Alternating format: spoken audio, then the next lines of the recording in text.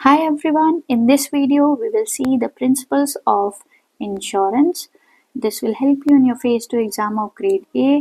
This can also help you in your banking exam और EPFO exam. जहाँ पे भी इंश्योरेंस है वहाँ पे ये आपको हेल्प करेगा.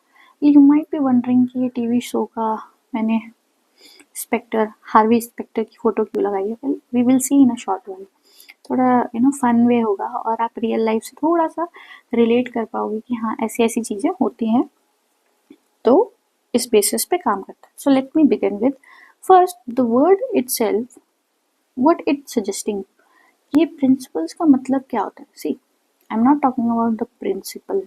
प्रिंसिपल क्या होता है? The head of institution. Alright,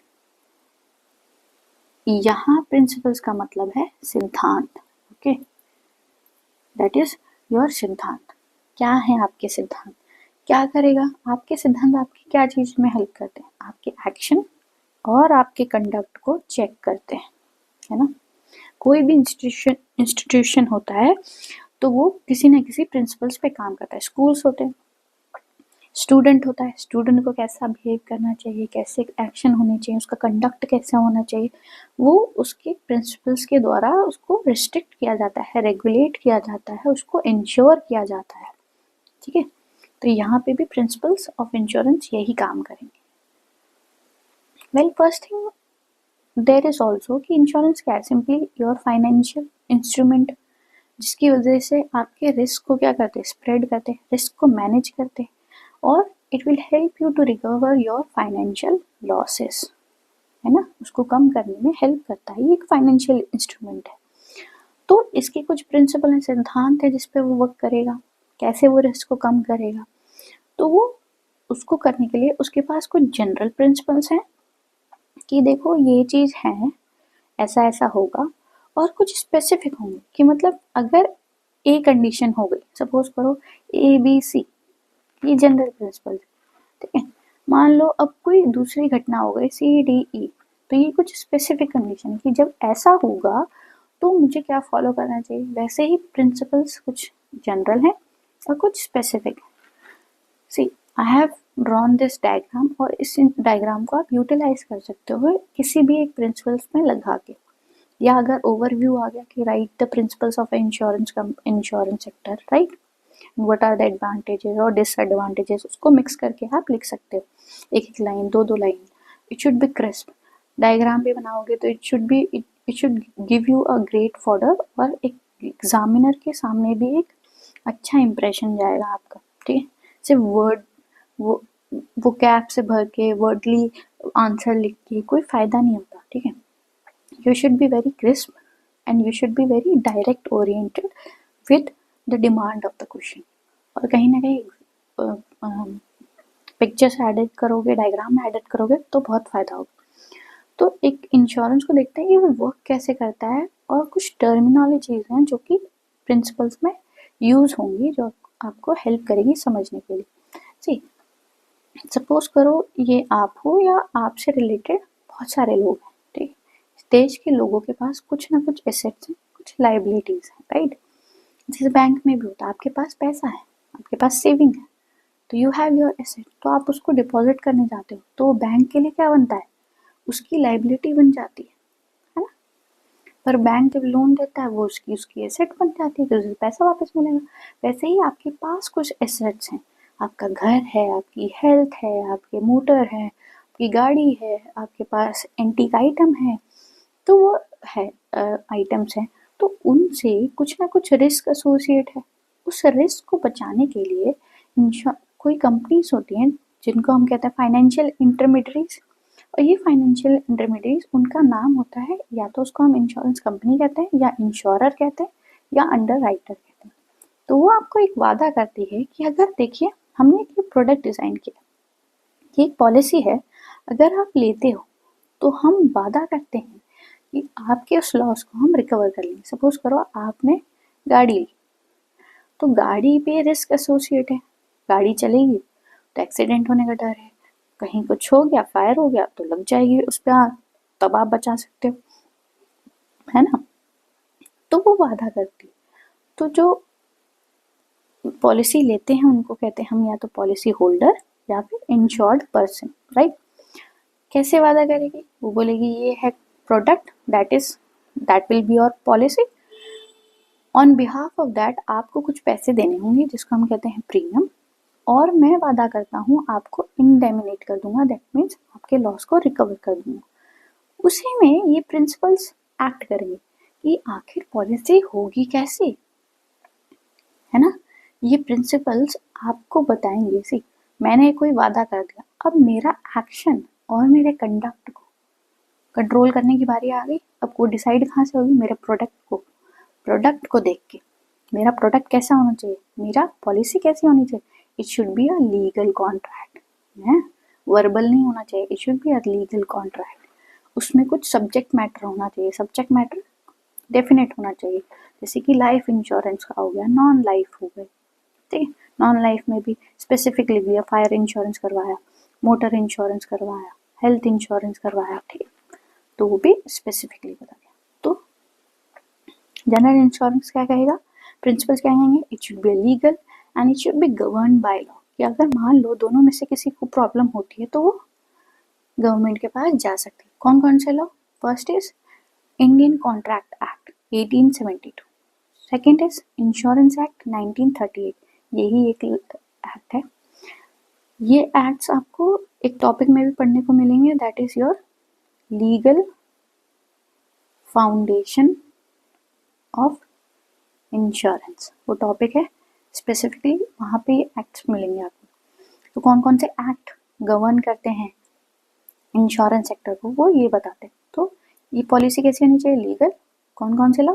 contract. ये कॉन्ट्रैक्ट क्या बताएगा? जनरल प्रिंसिपल्स, कैसे जनरल चीज़ें बताएगा कि कॉन्ट्रैक्ट कैसा हुआ, पार्टीज कैसी होंगी, किस चीज़ के बेसिस पे साइन होना चाहिए, क्या नहीं। इंश्योरेंस एक्ट क्या बताएगा?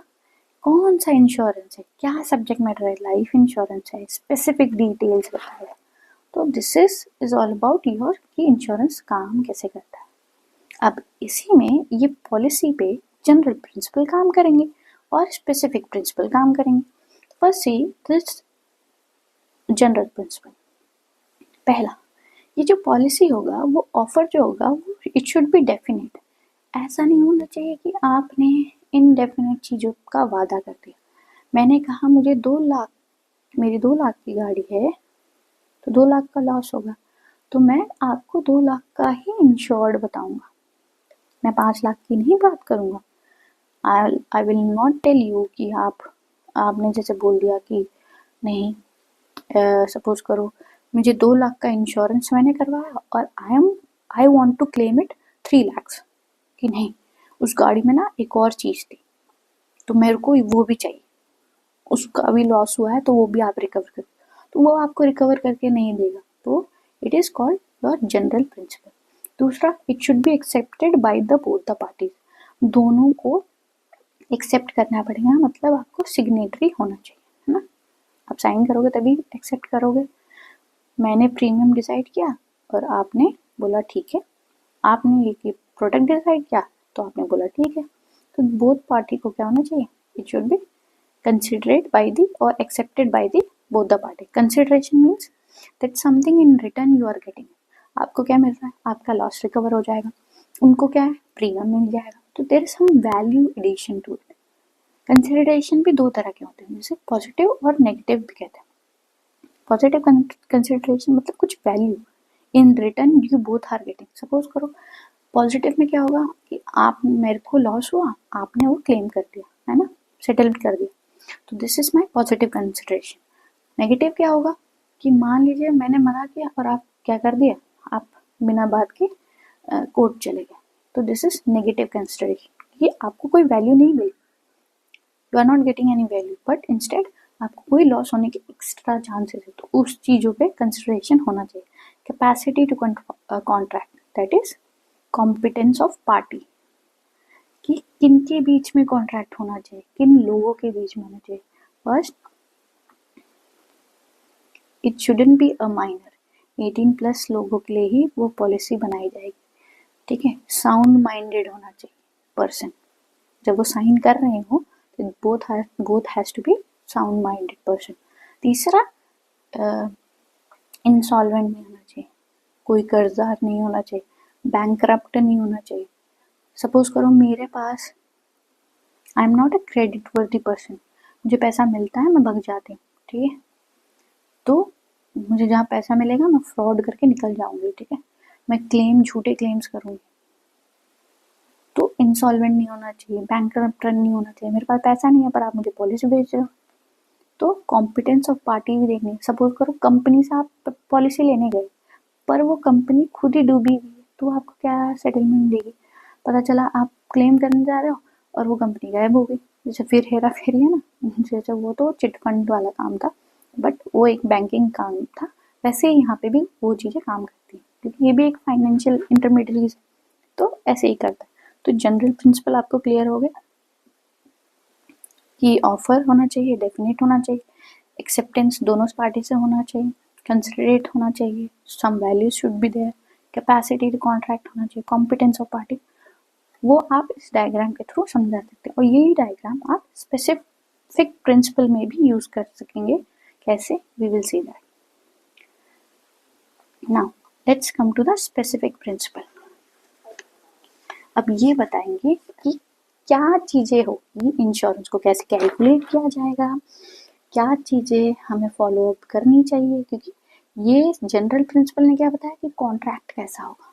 अब उस कॉन्ट्रैक्ट के अंदर का मटीरियल किस चीज पे लाई करेगा, कैसे सिद्धांत होंगे, कैसे एक्शन, कैसे कंडक्ट को फॉलो करेगा, वो हमारे स्पेसिफिक प्रिंसिपल बताए। इसको याद करने का एक निमोनिक्स लिख लीजिए अगर आपको नहीं याद हो रहे तो। देयर इज CCS यूनिवर्सिटी के 2 स्टूडेंट्स IIM में सेलेक्ट हुए। वेल इसमें जो मैं नाम बताऊंगी वो कहीं ना कहीं प्रिंसिपल्स कहीं ना कहीं बुक्स में लिखे गए हैं, but you should follow these only, क्योंकि ये ज़्यादा हर जगह आपको ही मिलेंगे, बट कुछ टर्मिनोलॉजीज मिलेगी जैसे कॉन्ट्रीब्यूशन, कॉपरेशन, ठीक है, मिनिमाइजेशन, मिटिगेशन, ये वाले प्रिंसिपल्स भी हैं, बट हम जनरली उनको नहीं काउंट करेंगे अभी के लिए। तो C से आपका क्या हो जाएगा? प्रॉक्सिमेट कॉस्ट, और इस C से कंट्रीब्यूशन या कॉपरेशन याद कर लीजिए, S से सब्रुगेशन, U से अटमोस्ट गुड फेथ, I से इंश्योरेबल इंटरेस्ट और इंडेमनिटी, M को छोड़ दीजिए क्योंकि M को W जैसा ले लीजिए, वारंटी ले लीजिए, ठीक है।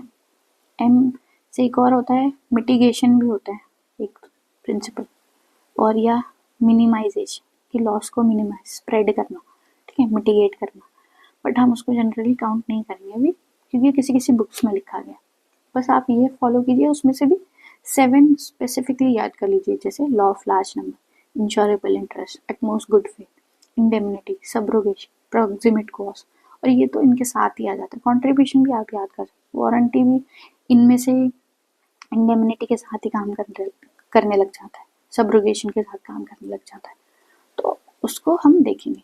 So let me begin with the first one. मैंने आपको बताया इंश्योरेंस काम कैसे करता है, वो आपके रिस्क को क्या करेगा? स्प्रेड आउट करेगा। अब ये रिस्क कैलकुलेट कैसे करता है इंश्योरेंस सेक्टर, इसको कैलकुलेट कैसे करेगा? Well, the basic mathematics. Risk को कैलकुलेट करने के लिए एक होता है तरीका, सिंपली द प्रोबेबिलिटी। अब मैंने प्रोबेबिलिटी क्या कहती हूँ? सिंपली कोई इवेंट होने की संभावना ही तो बताएगा। तो रिस्क क्या है? ये अनसर्टेन इवेंट है ना, मुझे इसके बारे में तो नहीं पता, और प्रोबेबिलिटी भी क्या बताती है? एक अनसर्टेन इवेंट के होने की संभावना बताती है। तो इस घर पे क्या रिस्क एसोसिएट है, या मेरे हेल्थ पे क्या रिस्क एसोसिएट है, मेरी लाइफ पे क्या रिस्क एसोसिएट हो सकते हैं, क्या लॉस हो सकता है, तो हम प्रोबेबिलिटी से निकाल सकते हो कि वो इवेंट होगा। कब कब होगा ये मैं देख सकती हूँ। दूसरा कि उस रिस्क को मैं एक्यूरेट कैसे कैलकुलेट करूँ, कैसे करूँ? Then there the work here comes is law of large number. कैसे? अभी देखते हैं। सी सपोज करो मैं इस कॉइन को उछालती हूँ और मैं चाहती हूँ कि इसमें हेड आए, ठीक है, आई वॉन्ट इट। तो मैं क्या करूँगी, इस कॉइन को उछालूंगी तो मुझे पता है हेड आने की संभावना क्या है 1/2, क्योंकि टोटल कितनी है, दो संभावना है, उसमें से एक।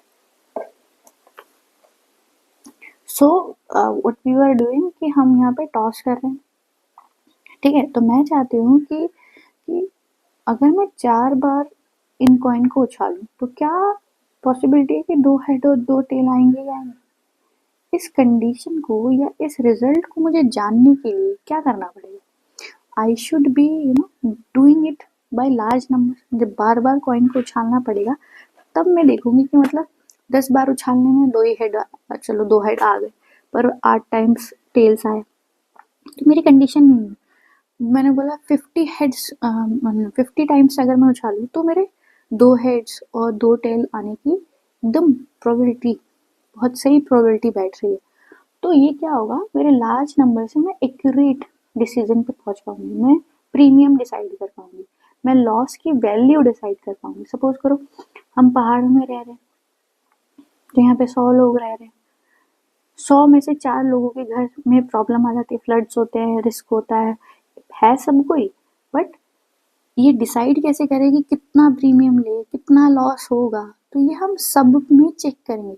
जितने ज़्यादा लोग होंगे उतने में अगर मैं चेक करूँ तो मेरे प्रोबेबिलिटी, मेरी रिस्क कैलकुलेट करने की प्रोबेबिलिटी ईजी होगी या एक्यूरेट बनेगी। तो law of large number insurance company करती है टू प्रिडिक्ट और to spread that risk among the thousands of millions of people to sign this to those who have signed it and who are their policy holder। तो जो भी policy holder है उसको risk को spread करने के लिए हेल्प होगा। दूसरा, ताकि सबको कम कम देना पड़े, एक से ही आप ज़्यादा नहीं ले सकते।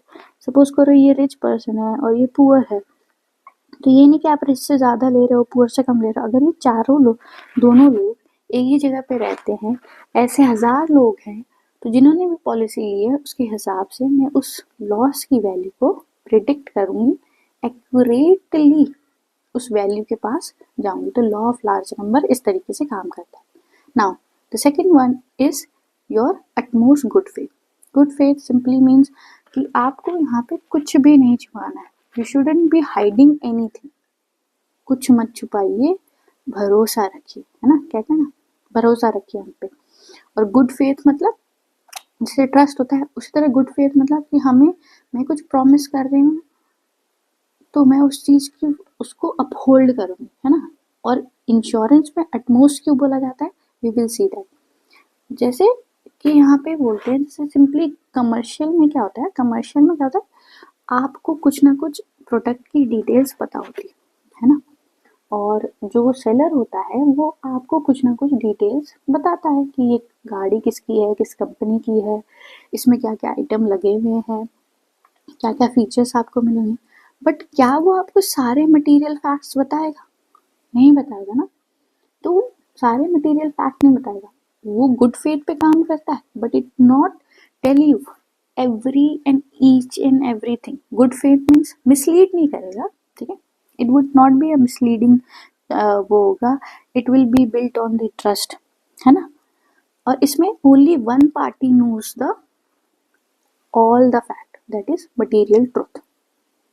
जैसे कि सेलर को सब चीज़ पता होगी कि ये गाड़ी कितने की बनी होगी और कितने में बेची जा रही है ना। तो ये सेलर को पता होगा, आपको ज़्यादा कुछ नहीं पता होगा, but it would be a bare minimum, और से कह सकते हैं कि गुड फेथ पे वर्क करेगा। बट इंश्योरेंस में आपको अटमोस्ट गुड फेथ को फॉलो करना होगा, कि मतलब दोनों साइड से, जैसे हमने यहाँ देखा था कि इंश्योरेंस कंपनी में दोनों लोग लेते हैं ना, ऐसे वर्क करता है, एक होता है इंश्योर्ड और एक इंश्योरर। तो सपोज कीजिए मुझे पॉलिसी चाहिए, तो मुझे अगर हेल्थ इंश्योरेंस पॉलिसी चाहिए तो मैं अपनी सारी डिटेल बताऊँ। जैसे एको का ऐड आपने देखा ना, वो बोलता है भाई सारी डिटेल बताइए आपको कौन कौन सी बीमारी, ताकि जब सेटलमेंट क्लेम हो तो वो इजी प्रोसेस हो जाए कि अच्छा ये प्रॉब्लम थी और ये पॉलिसी के अंदर है, और इस बेसिस पे इस बार हुआ है, हेल्थ में प्रॉब्लम हुई है, और वो चीज़ के अंदर कवर होती है ना। ऐसा ना हो कि आप जब सेटलमेंट क्लेम करने गए और पता चल रहा है इंश्योरेंस कंपनी को कि आपको तो पहले से ही एक बहुत बड़ी बीमारी थी और आपने ये पॉलिसी ले ली, तो क्या होगा, वो आपके उसको अवॉइड कर देगा। मतलब it would be a misleading terms ना, आपने मटेरियल फैक्ट छुपाए। उसी तरीके से इंश्योरेंस कंपनी पे भी लागू होते कि मैंने तो अपनी सारी डिटेल बता दी पर आपने नहीं बताई कि ए और बी और सी से तो क्लेम हो सकता है पर सी और डी से नहीं हो सकता है ना, इसमें सी और डी से क्लेम नहीं हो सकते थे पर आपने मुझे बताया नहीं उस टाइम पे। तो it should be based on utmost good faith, सारे मटेरियल फैक्ट्स दोनों पार्टी को डिस्क्लोज करने पड़ेंगे। और ये प्रिंसिपल 3 इंपॉर्टेंट लीगल डॉक्ट्रिन पे वर्क करता है। पहला रिप्रेजेंटेशन, रिप्रेजेंटेशन मतलब मटेरियल फैक्ट्स को क्या होना चाहिए, आपको सही बताने, सारी बातें बतानी होंगी। दूसरा कंसीलमेंट, मतलब कि आपको कुछ भी हाइड नहीं करना, ठीक है, आप छुपाइए मत कि अगर आपको ये बीमारी है कि नहीं ये है, क्योंकि सब क्या होता है कि कुछ बीमारियों पे इंश्योरेंस नहीं मिल रहा होता, मतलब कैंसर हो गया है ना, उसको पता है कि there is a huge risk, तो कितना प्रीमियम लिया आपने, कम में ले लिया बट आपको पहले से कैंसर था आपने बताया नहीं, तो सब हो सकता है। या फिर घर में आपने कहा कि मेरे घर 2 लाख का है, और सॉरी 2 करोड़ का है, 2 लाख का तो कम ही बोल दिया, 2 करोड़ का है, और इसमें जब सेटलमेंट क्लेम की बात है आपने कहा नहीं मेरे को 5 करोड़ का लॉस हो गया, तो ऐसे फैक्ट्स पे नहीं काम करता कि मेरे पास एंटीक आइटम था, ये नहीं, आपको सारी डिटेल बतानी होंगी। और एक्चुअली पता है लोग अवॉइड भी करते हैं सारी डिटेल बताने से, क्योंकि पता है ना टैक्स इवेजन से बचने के लिए, अदरवाइज इनकम टैक्स की रेट बढ़ जाएगी। Well that's a different part. तो कंसीलमेंट कुछ नहीं होना चाहिए, और यही सबसे ज़्यादा होता है कि कंपनीज नहीं बताती या फिर हम डरते हैं वो सारी डिटेल बताने से, ठीक है। नेक्स्ट इज वारंटी, जैसे कार की वारंटी होती है, तो कार में सारी चीज़ की वारंटी तो नहीं देता ना, बोलता है कि अच्छा टायर की होगी या इसमें कोई मैन्युफैक्चरर डिफेक्ट होंगे तभी मैं आपको वारंटी दूंगा। उसी तरीके से इंश्योरेंस कंपनी भी आपको बताएगी किस चीज़ की वारंटी, जो भी आप warranty, it should be definite and it should be predefined to you, और it will be told to you way before buying it. तो उसकी वारंटी आपको पहले से बता दी जाएगी कि इन टर्म्स की वारंटी है, इनकी नहीं। क्योंकि अगर देखो कार की वारंटी होती है तो वो उसके मैन्युफैक्चरिंग डिफेक्ट के लिए होती है, बट इंश्योरेंस किसके लिए होती है कि एक्सीडेंट हो गया है ना, तो एक्सीडेंट में भी कुछ चीज़ें वारंटी पे काम करती है, और वो वारंटी 2 टाइप की होती है, वी विल सी दैट। वो प्रिंसिपल भी है तो उसको भी डिस्कस करें, ठीक है। अभी के लिए इतना ही कि एटमोस्ट गुड फेथ क्या बात करता है कि आपको दोनों पार्टी को सारे डिस्क्लोज करने हैं, सारे फैक्ट डिस्क्लोज करने हैं, मटेरियल फैक्ट, ताकि दोनों को फायदा हो सके। और ये 3 लीगल डॉक्ट्रिन पे बेस्ड है, रिप्रेजेंटेशन, कंसीलमेंट और warranty. Okay, now the fourth one, well ये क्वेश्चन डायरेक्ट आया है पीवाईक्यूज में है 2017 और 2023 में, किसी एक ईयर में आया हुआ ये क्वेश्चन है, डायरेक्ट आया था। व्हाट इज इंश्योरेबल इंटरेस्ट, ठीक है। इंश्योरेबल इंटरेस्ट मतलब कि जो भी मैं पॉलिसी ले रही हूँ, मेरा इंश्योर करना चाहती हूँ, तो उससे मेरा डायरेक्ट लिंक होना चाहिए, ठीक है। सपोज करो, एग्जाम्पल्स के थ्रू समझते हैं। सपोज करो ये मैं हूँ और ये एक इंश्योरेंस कंपनी वाला है, एजेंट है। एजेंट आके कहता है कि सर मैं आपको इंश्योरेंस, हेल्थ इंश्योरेंस बेचना चाहता हूँ, तो ये बोलता है ठीक है, well it will tell you कि देखिए ये इस प्रोडक्ट में ये चीज़ें कवर होंगी, ये बेनिफिट्स, तो बोलते हैं ठीक है मैं ले लेता हूँ। तो एक बोलता है कि मैं अपनी पूरी फैमिली के लिए लेता हूँ, बट वो अपने नेबर से भी एसोसिएटेड, तो कहता है कि मुझे ना नेबर के लिए भी दे दीजिए ये पॉलिसी, मैं बाय कर लेता हूँ उसको। तो प्रीमियम तो आप भरोगे है ना, प्रीमियम आप भरोगे, पर फ़ायदा किसको, नेबर को, है ना। लॉस किसको, अगर कुछ भी लॉस होगा तो वो नेबर को होगा। फाइनेंशियल बेनिफिट किसको हो रहा है, नेबर को। फाइनेंशियल लॉस किसको हो रहा है, नेबर को। क्या वो आपसे डायरेक्ट लिंक है, नहीं।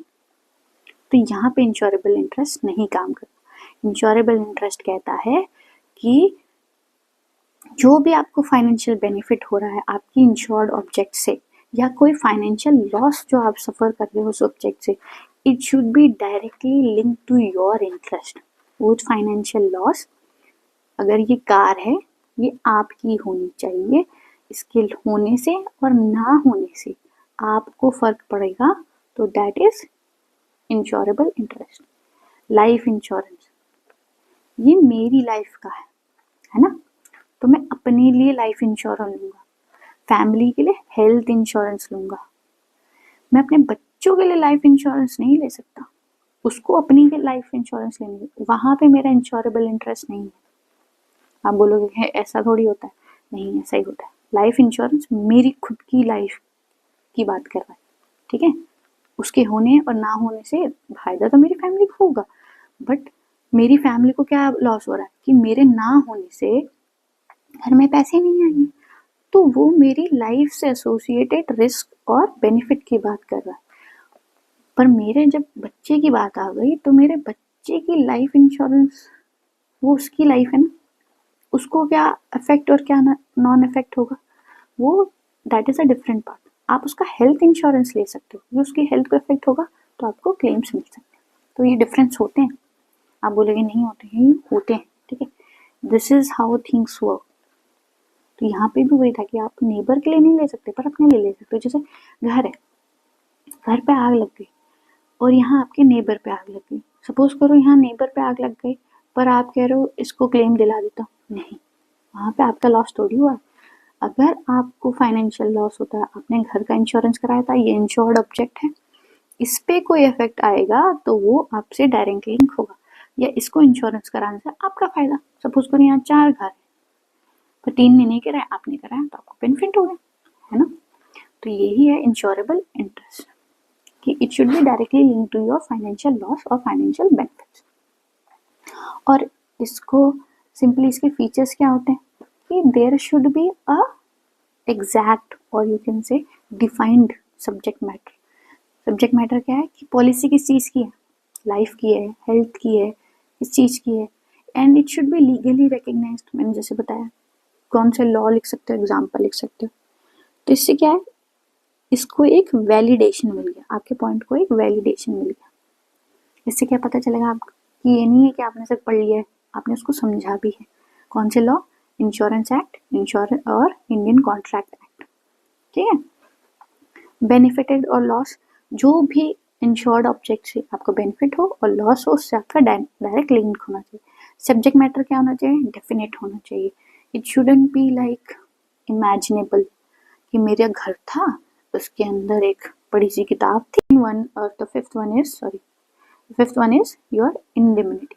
जैसे मैंने बताया यहाँ पे मनी के टर्म्स में कैलकुलेट नहीं होता है ना, सॉरी, मनी के टर्म्स में आपका फाइनेंशियल लॉस कैलकुलेट होना चाहिए। तो इंडेमनिटी कहता है कि जो भी आपको लॉस होगा वही कॉम्पनसेट होगा, तो only the loss will be compensated. मतलब आपको कोई लॉस हुआ, अरे it should be your financial loss, ठीक है, और वो जो लॉस होगा वही कॉम्पनसेट होगा और कुछ नहीं। ये लाइफ इंश्योरेंस में इंडेमनिटी काम नहीं करता, ये प्रिंसिपल लाइफ इंश्योरेंस में काम नहीं करती, क्योंकि आप फाइनेंशियल लॉस नहीं लगा सकते। तो लाइफ इंश्योरेंस के लिए क्या होता है, फिक्स्ड अमाउंट पहले से सेट कर दिया जाता है कि अगर आपको आपकी लाइफ चली जाती है तो ये अमाउंट आपको मिलेगा, ठीक है।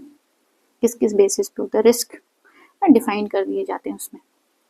यहाँ पे क्या है, जो भी लॉस हो, जैसे कार है, कार 2 लाख की थी और 2 लाख अगर मुझे एक्सीडेंट हो जाता है तो मुझे 2 लाख का ही इंश्योरेंस पे बैक मिलेगा, 3 लाख नहीं आप कर सकते, कोई भी प्रॉफिट आप नहीं कर सकते, ठीक है।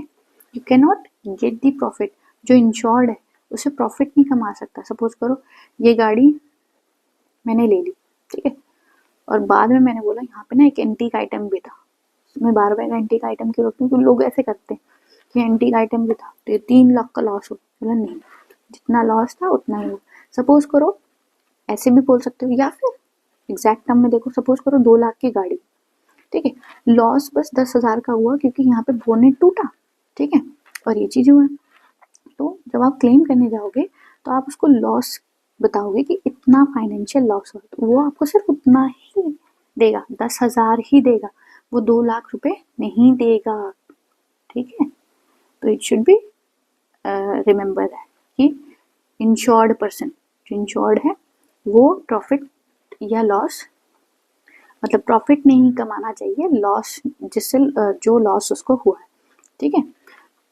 और इंश्योरेंस कॉन्ट्रैक्ट जो होगा वो कॉम्पनसेट करेगा whoever is experiencing that loss, and this indemnity एक रोल प्ले करता है कि आपको ना सेम फाइनेंशियल पोजीशन पे पहुंचा देता है। सपोज करो मुझे 10 लाख का लॉस हुआ, इस एसेट से होने से मेरे पास 10 लाख की एसेट है, बट अगर ये लॉस हो जाए तो 10 लाख का लॉस हुआ ना, तो कंपनीज आपको अश्योर करती है कि आपको हम सेम फाइनेंशियल पोजीशन पे पहुंचा देंगे। तो यही इंडेमिनिटी बहुत इंपॉर्टेंट है, ये क्वेश्चन भी आया हुआ है।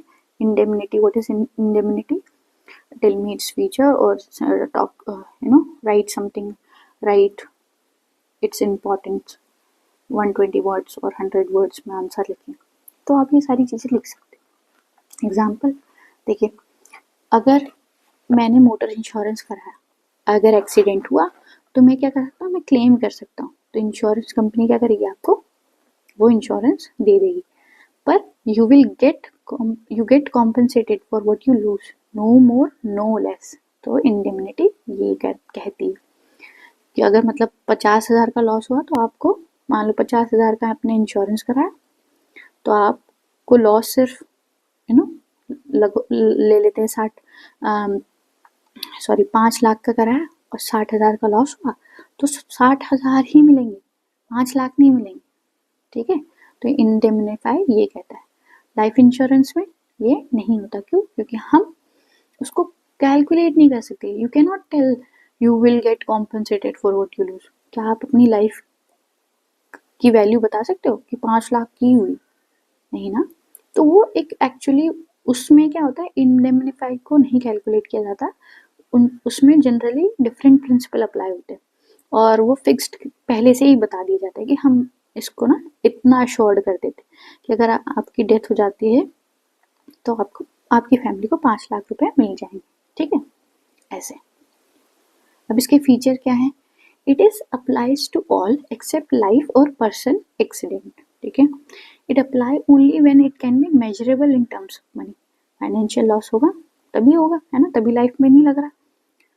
Compensation indemnity only amount of loss, मतलब कॉम्पनसेशन जो होगा आपको उतना ही मिलेगा जितना लॉस हुआ, उससे ज़्यादा कम नहीं।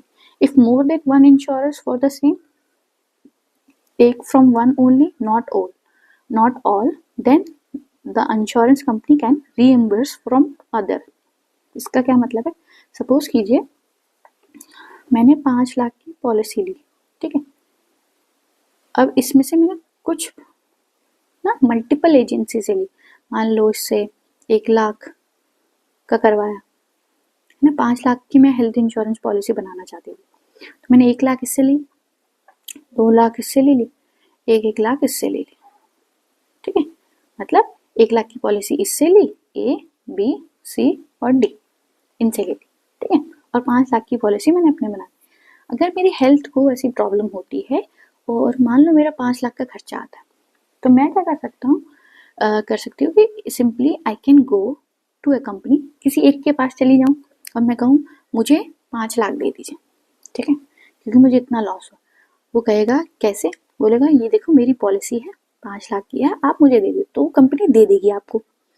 बाकी उसको तो सिर्फ 1 लाख देने थे, उसको तो 5 लाख नहीं देने थे ना, तो बाकी वो दूसरी कंपनी से रीइम्बर्स कर सकती है, ठीक है। तो ये एक तरीका होगा। या फिर मान लो मेरे 5 लाख हुए, तो मैं क्या करूँगा, सबसे पैसे लूँगा। सबसे पैसे कितने लेने होंगे? जितने प्रोपोर्शनेट में उन्होंने पैसे आपसे, जितने की पॉलिसी आपको दी है, तो प्रोपोर्शनेट में आपको वो अमाउंट मिलेगा। आप सबसे 5 लाख रुपए नहीं ले सकते, क्योंकि उससे क्या होगा, आपको प्रॉफिट हुआ ना, आपको जो लॉस हुआ उससे आपने प्रॉफिट कमा लिया, ऐसा नहीं कर सकते। और यहाँ पे अगर 5 लाख ये देता है तो इसको लॉस हो रहा है, तो ये लॉस करने के लिए वो क्या करेगा, दूसरों से रीइम्बर्स कर सकता है। तो दिस इज, आखिर इसकी ज़रूरत क्यों है? इम्पॉर्टेंट है, तभी क्वेश्चन पूछा जाता है ये वाले इस लॉ पे। क्यों? क्योंकि आपके केयरलेस एटीट्यूड को चेक करता है। पब्लिक पब्लिक नेचर को ये आपके मोरल हैजार्ड पे वर्क करता है कि मान लो मैंने कार तो ले ली, इंश्योरेंस ले लिया, ठीक है, आई विल बी केयरलेस, मैंने कहा तो मेरे पास इंश्योरेंस है, टूटे चाहे कुछ हो मुझे तो मिल जाएगा, है ना। केयरलेस रेकलेस ड्राइविंग करूँगी, ड्रंक ड्राइविंग करूँगी, है ना। तो उसको चेक इन करता है कि जितना लॉस होगा उतना ही दूंगा, उससे ज़्यादा नहीं। बाद में बोल रहे हो कि नहीं मुझे तो ठोकर लग गई, इतने लॉस हो गए, मुझे हेल्थ की भी प्रॉब्लम होगी, मेरी गाड़ी भी चलेगी, ये हो गया वो हो गया, आपने 10 लाख का भट्टा बिठा दिया, तो they will not reimburse you for this, ठीक है। तो केयरलेस एटीट्यूड को चेक करता है ताकि जितना लॉस उतना ही देंगे, उससे ज़्यादा नहीं देंगे। डेलिब्रेट लॉस ऑफ प्रॉपर्टी नहीं होगी इस वजह से, है ना, केयरलेस एटीट्यूड की वजह से। अगर ये ना हो तो क्या होगा, it would be more like mayor a gambling process, है ना। फाइनेंशियल प्रॉब्लम है, मुझे ये रिस्क है, इतने पैसे दे दो इतना हो जाएगा, it more it is more like a gambling process. आपको पता ही नहीं कितना रिस्क एसोसिएशन है, कैलकुलेशन नहीं है, कुछ नहीं है, तो सट्टेबाजी जैसा होगा कि ऐसा हुआ तो ऐसा कर लेंगे, ऐसा हुआ तो वैसा कर लेंगे। तो इन चीज को वो चेक इन करता है। तो ये आप आंसर लिख सकते हो। तो ये क्या था, सिंपली इंडेमनिटी, कि जितना लॉस होगा उतना ही आपको कॉम्पनसेट करेगा, उससे ज़्यादा नहीं, ठीक है। And insured shouldn't be getting any profit out of the loss he suffered from. और ये कुछ फीचर्स। और now let's see this 8th one. आखिर हम इस पॉइंट पे आ ही गए कि हमने वो, है ना, वो फोटो मैंने वहाँ पे क्यों लगाई थी उस टीवी शो से, इसका क्या रिलेशन है। तो there is proximate cost. Proximate cost क्या बात करता है कि जो भी आपको लॉस हुआ है ना, तो उसके इमीडिएट कॉस्ट को देखा जाएगा, उसके जो नियरेस्ट कॉस्ट जो है उसको देखा जाएगा, बाकी सब क्या होंगे, रिमोट होंगे। कैसे, जैसे इस टीवी शो के थ्रू आप थोड़ा बहुत समझ सकते हैं। देखिए इसमें क्या होता है, रेड लाइट जैसे ही ग्रीन होती है, ये गाड़ी यहाँ से निकलती है और ये गाड़ी वहाँ से आ रही होती है, तो क्या होता है, एकदम से टक्कर हो जाती है, ठीक है। इवन रेड लाइट एरिया भी होता है, सॉरी रेड लाइट एरिया कह रही हूँ, देयर वाज रेड सिग्नल और उस टाइम पे टक्कर हो जाती है। तो ये क्या करता है, कोर्ट में इनके खिलाफ, इस ड्राइवर के खिलाफ, इसके ड्राइवर के खिलाफ क्या करता है, केस कर देता है। केस करने से क्या करता है, वो बोलता है कि तुम्हारे इस रेकलेस ड्राइविंग की वजह से, रेड लाइट थी आपने एकदम से चलाई और उसकी वजह से मेरे को मेरे स्किल का लॉस हुआ। वहाँ पे एक कंपटीशन था जहाँ मैं जाता तो मेरे चांसेस बहुत ज़्यादा थे कि मैं वो कंपटीशन जीत सकता था, तो तुम्हारे नेग्लिजेंस के कारण मैंने वो अपॉर्चुनिटी लॉस कर दी, तो आपको कॉम्पनसेट करना पड़ेगा। या फिर उसने बोला आप जैसे लोगों को आपका लाइसेंस रद्द होना चाहिए। तो बहुत सारे लीगल टर्म्स क्या होता है, इन सब के सामने बहुत बोलता है। फिर द हार्वी स्पेक्टर अपने स्टाइल में वो अपना चीज़ों को हैंडल करते हैं। तो वो क्या कहते हैं, what he try to find out and he got it, कि पहले तो वो सिंपली उसको समझाने की कोशिश करते हैं, यार मान जाओ, ठीक है, चलो वो ले लो, कॉम्पनसेशन ले लो, है ना। पर वो कहता है नहीं, मैं तुमसे हद से ज़्यादा वसूल कर लूँगा और तुम्हारे उस ड्राइवर को भी देख लूँगा। इस तरीके का थोड़ा रहता है, उसको थोड़ा एटीट्यूड। फिर क्या करता है हार्वी स्पेक्टर, ये बताता है, कोर्ट के सामने ये रखता है कि उस इवेंट में पहुंचने के लिए सिर्फ 1 मिनट थे और तुम्हें इस चीज़ की जल्दी थी, प्लस रेड लाइट ऑन थी और तुम्हें दिख गया था, बट स्टिल यू ड्राइव, ना। ये सब देखने के बाद भी तुमने ड्राइविंग की जिसकी वजह से ये टक्कर हुई। तो प्रॉक्सिमेट कॉज क्या हुआ, तुम्हारा careless attitude, your greediness toward it, your emergency, है ना। कहते हैं कि अब तुमने इमरजेंसी दिखाई, तुमने ही नेग्लिजेंस किया, तुमने रूल तोड़ा, उसने रूल नहीं तोड़ा, ये तुम्हारी गलती। तो वो था प्रॉक्सिमेट कॉज। बाकी सब तो इररेलेवेंट थे कि उसकी गाड़ी में स्पीड थी कि नहीं, ठीक है। प्रॉक्सिमेट कॉज तो था, ये था कि तुम्हारी विलिंगनेस की वजह से कि मैं रूल ब्रेक करूंगा, और रूल ब्रेक किया तो टक्कर हो गई। तो प्रॉक्सिमेट कॉज भी यही कहता है। सी जैसे एग्जांपल ले लेते हैं यहाँ पे, सपोज करो सेम एग्जांपल, किसी का एक्सीडेंट आप कर देते हो, ठीक है।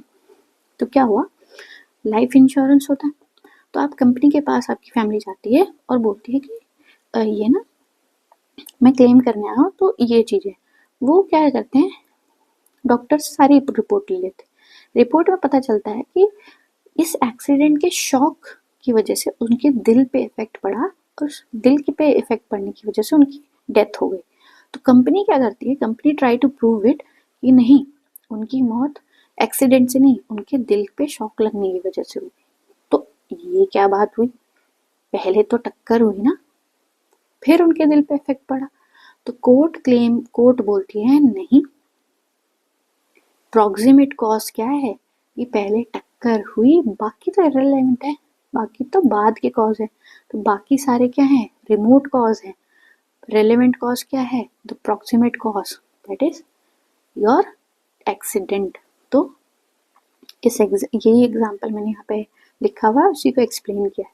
So the proximate cause means nearness और क्लोजनेस, ठीक है। The concept is that the cause that is closest in effect to the loss is considered to decide whether a claim is payable or not, ठीक है। ये थोड़ा complex भी होता है कब प्रॉक्सिमेट कॉज, इसी की वजह से क्या होता है, क्लेम सेटलमेंट बहुत प्रॉब्लम आती है। क्योंकि कोई भी इवेंट हुआ, मान लो ये घर में आग लगी, इस घर में आग लगी, वहां पे बुझाने के लिए या फिर कोई लोग, बहुत सारे लोग थे, ठीक है, हमने फायर इंश्योरेंस कराया, यहाँ पे इसने आग लगा दी और यहाँ पे पत्थर मार दिए, यहाँ पे पत्थर मार दिए।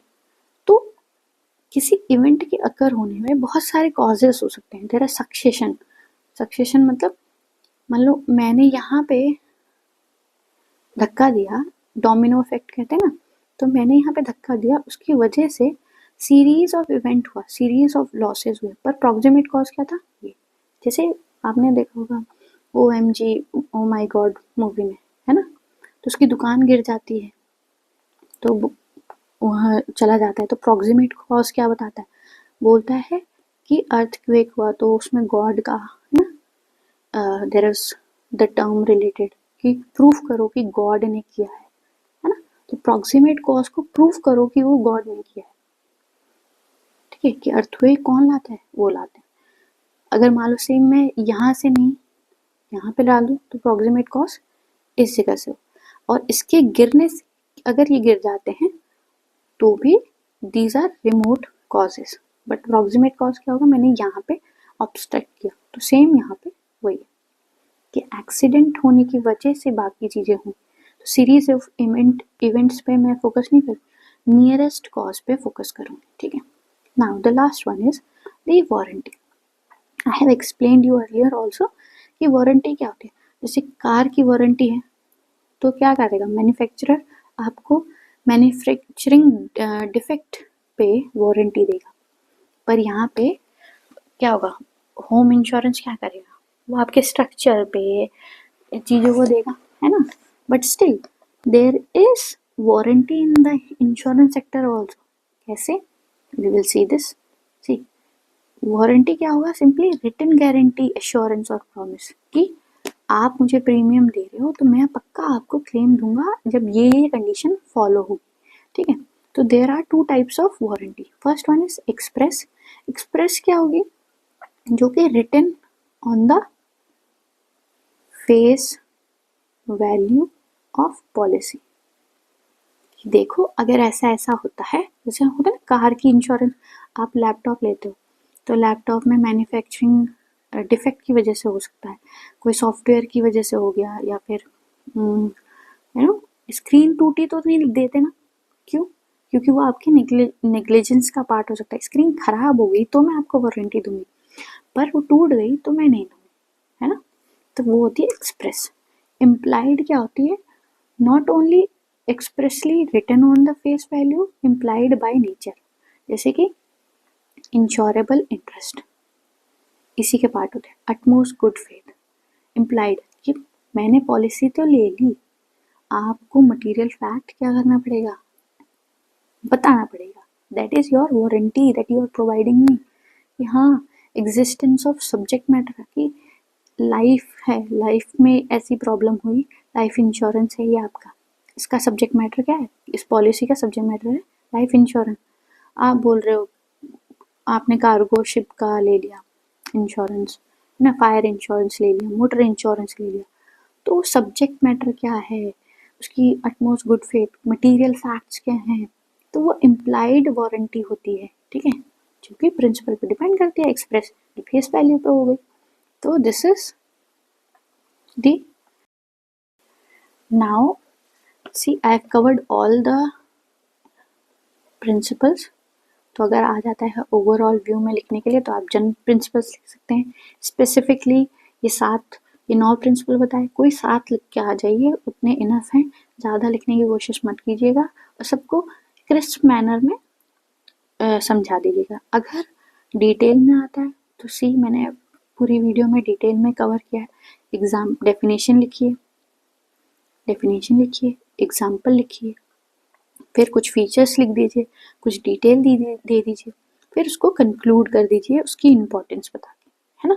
तो इस तरीके से आपका जो आंसर होगा वो फुल फ्लेजेडली एग्जामिनर को पसंद आएगा, ठीक है।